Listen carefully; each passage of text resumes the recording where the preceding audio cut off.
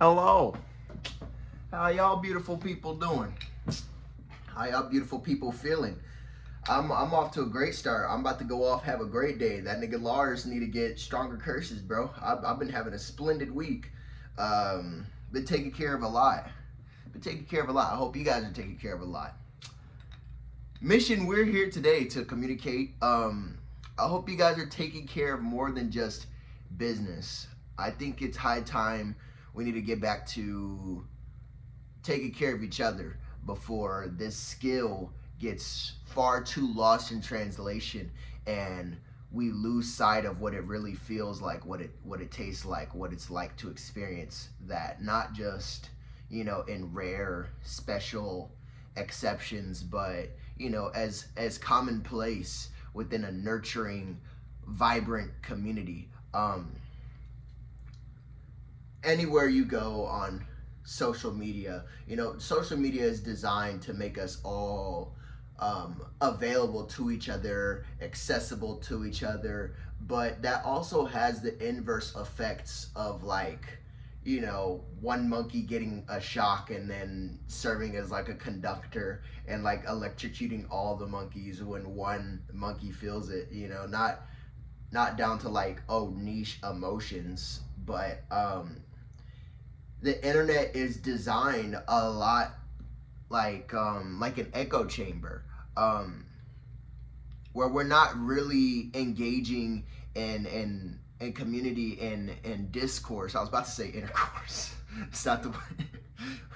Engaging in discourse, that really enlightens people or challenges our thinking. It's a lot of rage baiting, engagement baiting. We live in a time where, and even prior videos I've made are about navigational skills to better orient oneself when in the presence of predatory energy harvesting behavior from people, from corporations, from technology. It just seems like we live in a time period where, nothing's really sincere, genuine. Everything has a catch, a curse, some kind of burden that has to be navigated around and avoided, separating, the deadly parts of the berry from the good parts so that you can eat the rest of the berry. It just seems like everything is like a very nitpicky, cherry picky kind of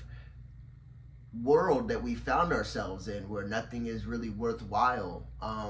The most vital parts of surviving and maintaining have been, made artificially scarce. Meanwhile, the things in human nature that used to be commonplace has been swayed off to the side. And I think we've reached this point where, thankfully, well, first and foremost, progress is a very slow, gradual process.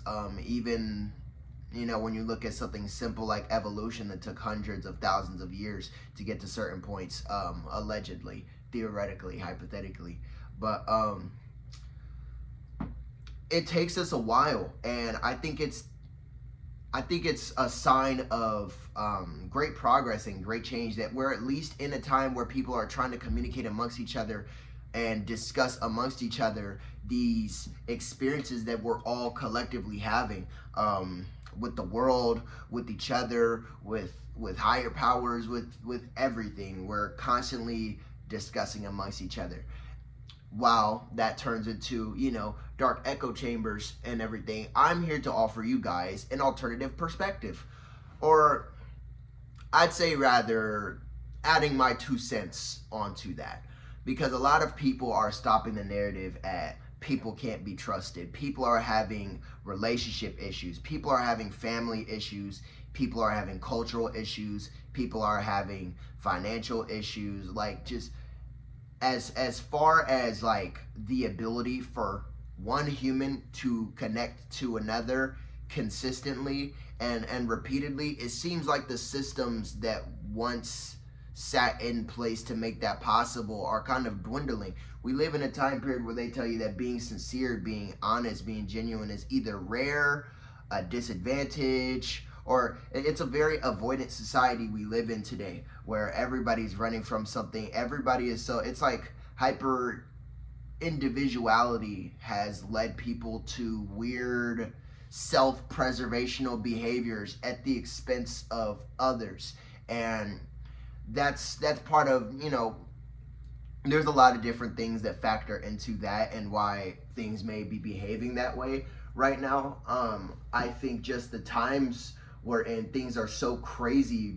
People's mental health is just skyrocketing. It doesn't matter that we're in a that like medical or mental health services are like the best that they've been, in history. It really doesn't matter, because the stress and the dilemmas have almost like scaled alongside our stress relieving mechanisms, at least the proper healthy ones. And it's also not even really common objective knowledge what healthy coping, not even just coping mechanisms, like healing tools and healing strategies, it's not even like really common consensus what those techniques are, which is why we have this whole spectrum of damaged, wounded, paranoid, scared human behaviors. We're a very morally gray life form, and we're swayed by the times, we're swayed by our affiliations, we're shaped and molded by our lived experiences. We are made of clay. That's how it was supposed to be. But the times being formed as they are, it's starting to reflect back onto humanity. And humanity, us being social creatures, we naturally start to reflect that ugliness onto each other. And I feel like it's designed that way, but that's not necessarily the point of the video. I'm not here to highlight the culprit or the beneficiaries of this large mass scale agenda that's attacking human nature. I'm really here to discuss what we're going to, not even really what we're going to do about it, how to feel about it, so that you on an individual level can decide how you're going to respond and properly react to this situation that we found ourselves in. Long story short, I'm here to just pump a little bit of hope into you guys before I go about my day and go eat some pancakes somewhere. Iron sharpens iron. We're supposed to breathe life into each other. That first and foremost, even as multifaceted as life gets, I'm the type where I love to simplify things down to just the mission, how you feel about stuff.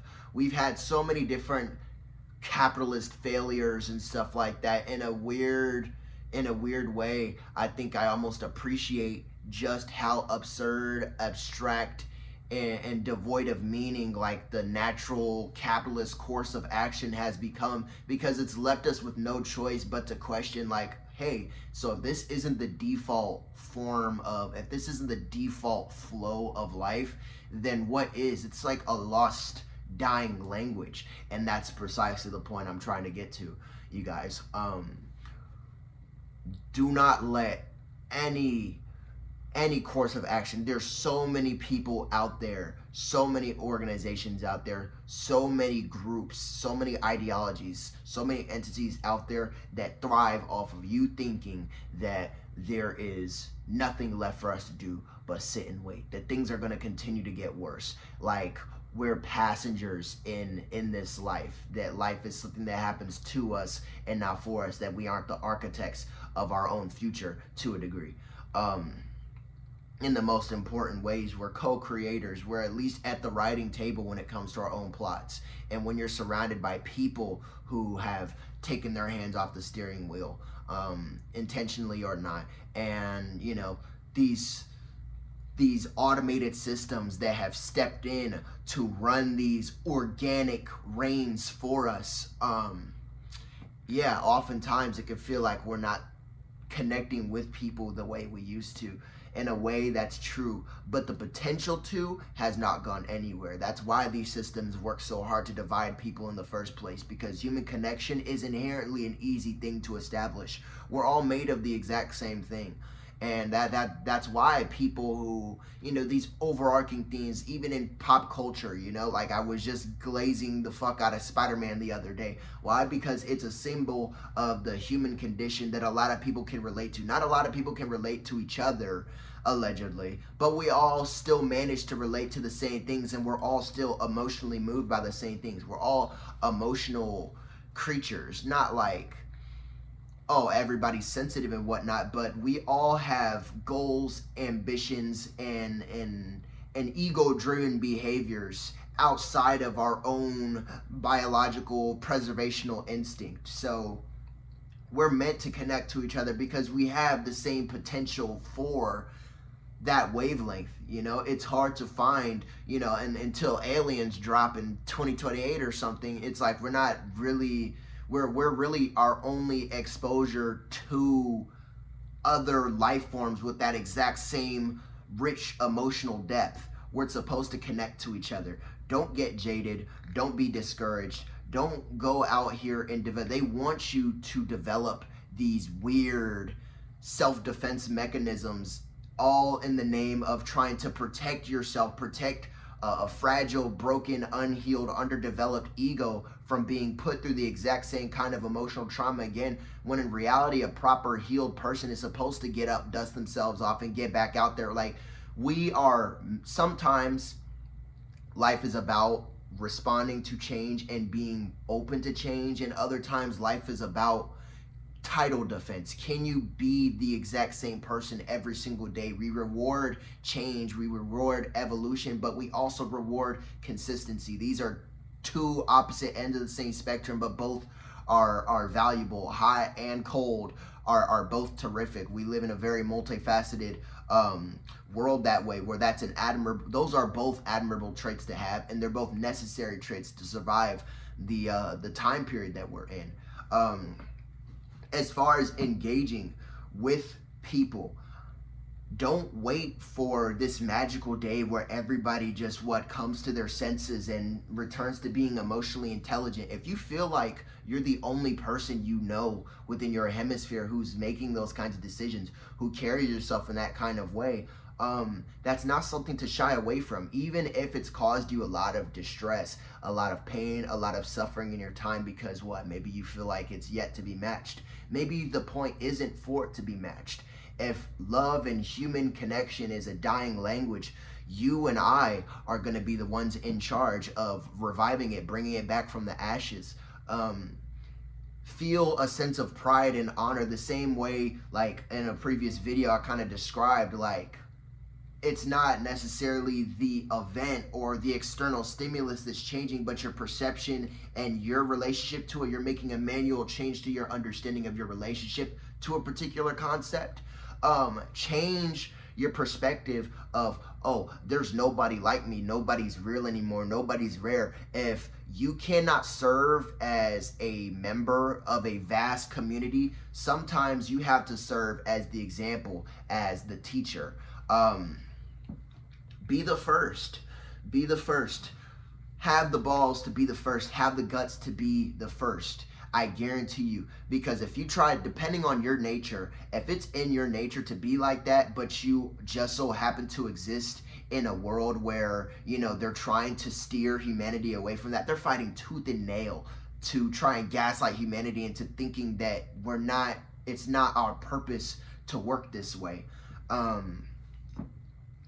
Trying to give in to defending your ego and your fleeting emotions in order to, casting others out, at their own expense, it's going to cost you a lot of beautiful saturation. It's going to cost you your spark to learn what it takes to survive in this world. The same way you have to become damn near a psychopath to become a successful capitalist.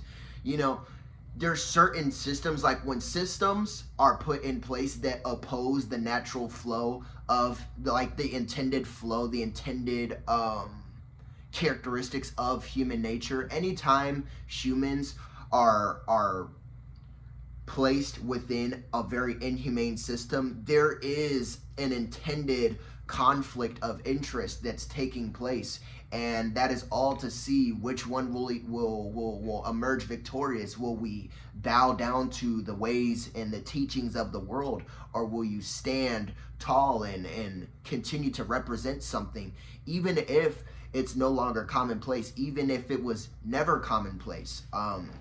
If you consider yourself, I'm not a Christian. I don't have, I have Christian roots. That's where I learned a lot of commitment and a lot of philosophy. Like, any good, valid belief system champions the exact same traits and philosophies, and they teach the same principles down to every belief system should have the exact same end goal of enriching the spirit and then immediately reflecting that onto the world. So in that sense, look at how Jesus Christ came and oriented and carried himself in this world. Like how people say, carry a Christ-like spirit, carry Christ-like consciousness. Striving for that isn't becoming some kind of Messiah figure. It's becoming a golden member of a society, even if that time has yet to catch up to you. We are supposed to be ambassadors. We're ambassadors of foreign policy, is how I put it. You're either down here to learn something from the world and be shaped from the world, hopefully positively. You're either shaped by the world, or you're down here to shape the world.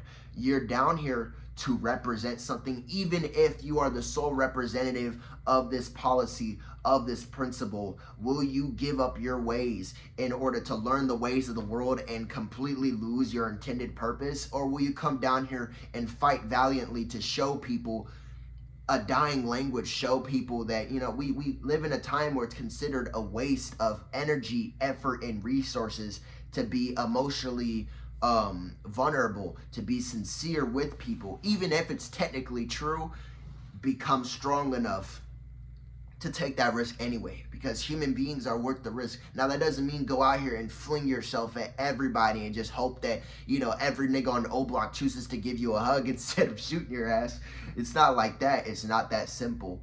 But if principles are subject to change depending on where you're at, are they really principles? Principles are designed to be pillars guiding human nature towards refinement.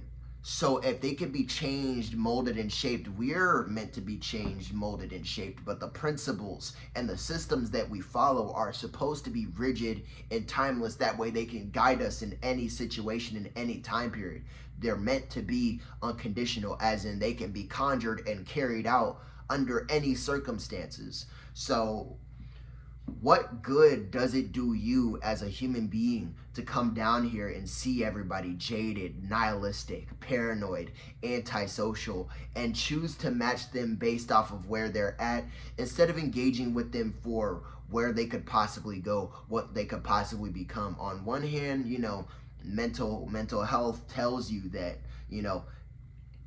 like they say in relationships and whatnot, date people where they're at. So it's really like a case-by-case basis, but that's what we have discernment for, so that we know what situations are eligible for our best tendencies, our best traits, and our most loving nature to come out and be applied to a particular situation. There's a time to protect yourself, and there's also a time to get outside and show the world what you've been cultivating.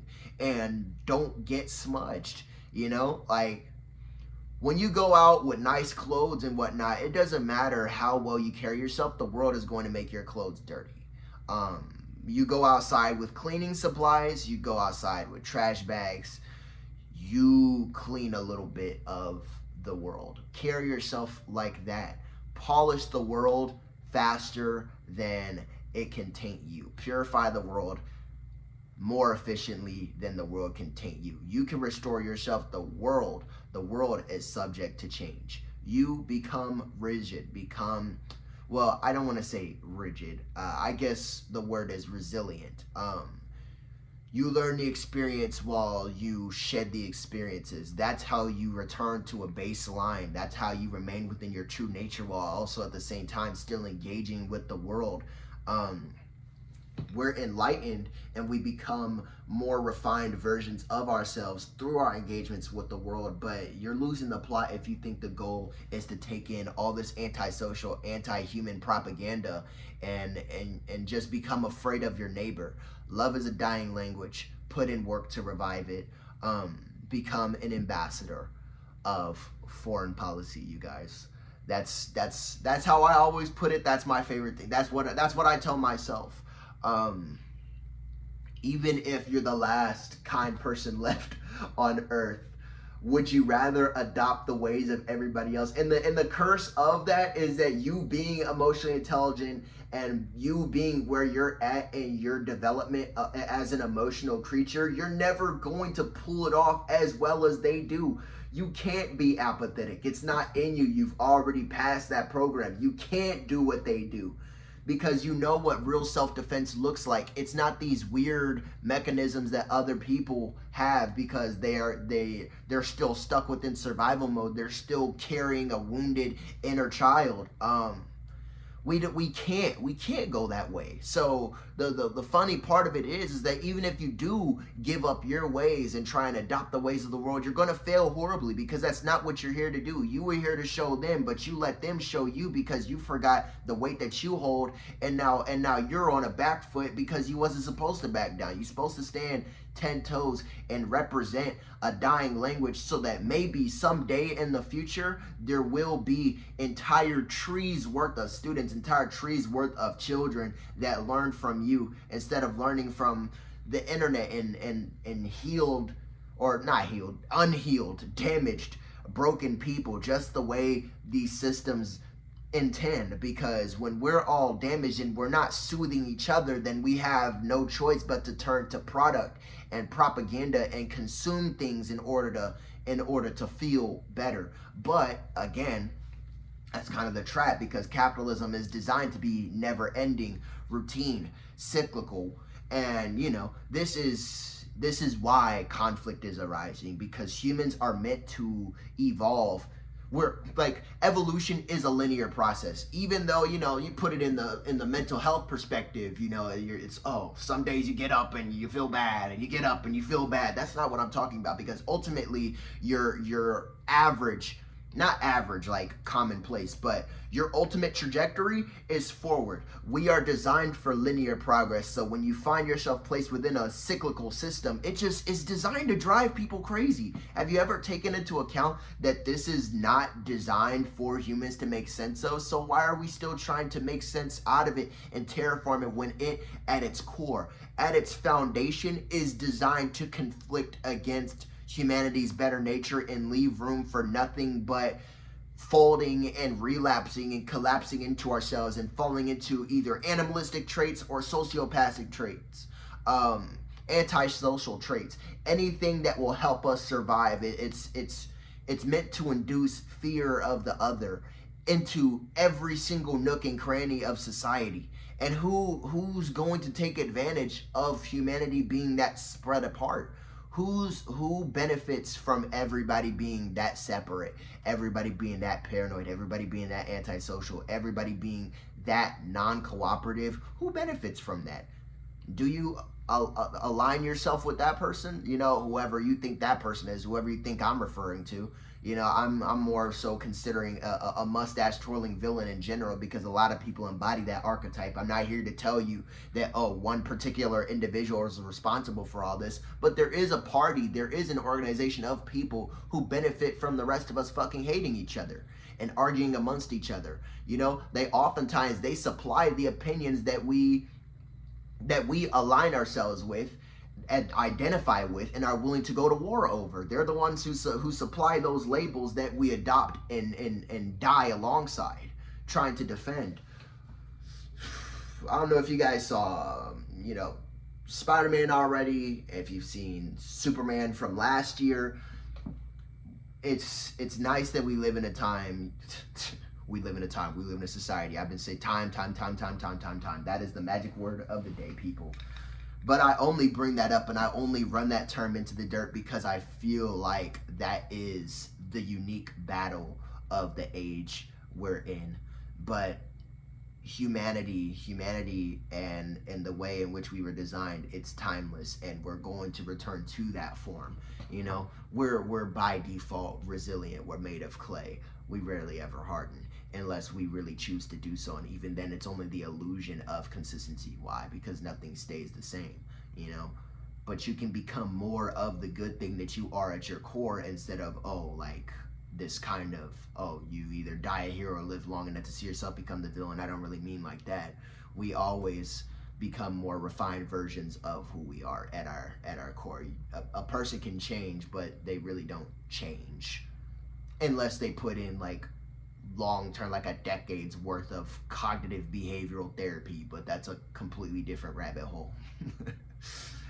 I don't want to drop 2 30+ minute videos on you guys because I think that's going to make this very inaccessible.